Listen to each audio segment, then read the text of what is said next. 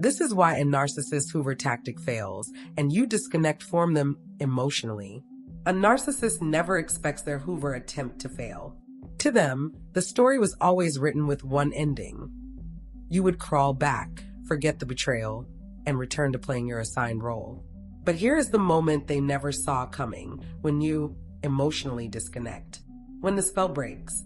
When every trick that once worked suddenly falls flat. Hoovering is not reconciliation. It is psychological strategy. Experts describe it as a retrieval method, an attempt to pull you back into a cycle of control through promises, nostalgia, guilt, or panic. They do not miss you. They miss what you provide. Admiration, attention, obedience, and emotional labor that keeps their ego fed.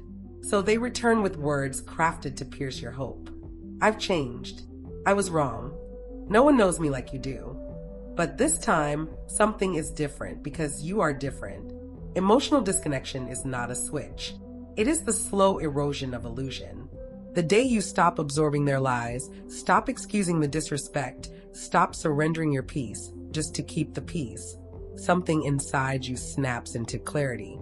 Psychology calls it boundaries forming, self-worth returning, trauma bonds dissolving.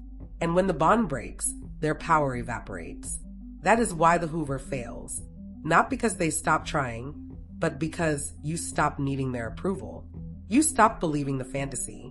You began to see the patterns as predictable, hollow, and exhausting instead of intoxicating or romantic. And your nervous system, once trapped in hypervigilance, finally recognizes the truth. Survival means walking away. To stay free, you choose silence over explanation, distance over debate, and reality over promises. You remind yourself that if they truly cared, you would never need rescuing now, because they would never have wounded you in the first place. And when you disconnect emotionally, the narcissist loses access to the one thing they cannot manufacture for themselves, your heart. That is the moment the cycle ends and your life begins again.